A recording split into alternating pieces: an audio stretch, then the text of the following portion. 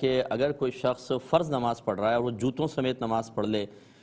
جبکہ جوتے کا تلوا مطلب ناپاک ہو، اگر جوتے پہ کھڑے ہو کر پڑھے تو کیا حکم ہے، جوتے پہن کے پڑھے تو کیا حکم ہے؟ دیکھیں، پہلی بات تو یہ ہے کہ جو فرض نمازیں ہیں انہیں جوتا پہن کر پڑھنا یہ سخت مکروہ ہے۔ ہمارے نبی کریم صلی اللہ علیہ وسلم نے یقیناً اس دور میں فرض نمازیں نالین شریف کے ساتھ ادا کی ہیں اور صحابہ کرام نے بھی ادا کی ہیں، لیکن اس کی ایک وجہ یہ تھی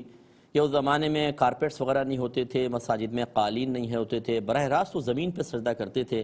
اور دوپہر میں خاص طور پر زمین جو عرب کی زمین ہے اس کا جلال آپ کو پتہ ہے، تو اس وجہ سے وہ نالین پہنتے تھے کہ مسلسل کھڑا رہنا تھوڑا دشوار تھا، برہنہ پا تو اس کے اوپر وہ پڑھ لیتے تھے۔ اور چونکہ مدینے کی گلیاں اس وقت بظاہر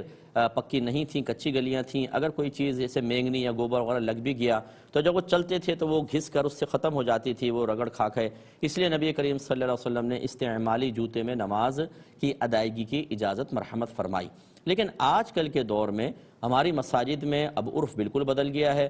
لوگ باہر جوتے اتارتے ہیں اور برہنہ پا مسجد میں آ کے نماز ادا کرتے ہیں، بلکہ اگر کوئی چھوٹا بچہ بھی پہن کر آ جائے تو شور مچ جاتا ہے، اس کو جلدی سے باہر نکالتے ہیں۔ تو اس لیے یہ اس قسم کے کویسچن بیٹا زبردستی بنانا اور کویسچن کرنا بالکل مطلب یہ کہ حقیقت حال سے بہت دور ہیں، اس لیے ان کے جواب بنتے ہی نہیں ہیں۔ ہاں، اس لیے میں نے پوچھا، نماز جنازہ میں ایسا ہوتا ہے بعض اوقات کہ روڈ پہ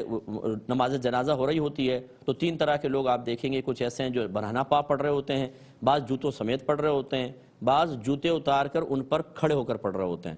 ان میں حکم یہ ہوتا ہے کہ اگر کوئی بالکل ننگے پیر پڑھ رہا ہے تو اس کے نیچے کی زمین کا پاک ہونا لازم ہے۔ اگر کوئی جوتوں پر کھڑے ہو کر نماز پڑھ رہا ہے تو جوتوں کا پاک ہونا ضروری ہے، جوتوں کے نیچے کی زمین اگر ناپاک ہو تب بھی چل جائے گی۔ اور اگر جوتے پہن کے نماز پڑھ رہا ہے تو جوتے بھی پاک ہونے چاہیے اور نیچے کی زمین بھی پاک ہونے چاہیے، تب اس کی نماز جنازہ ہوگی۔ اس کا تھوڑا سا خیال رکھیے۔ کچھ اور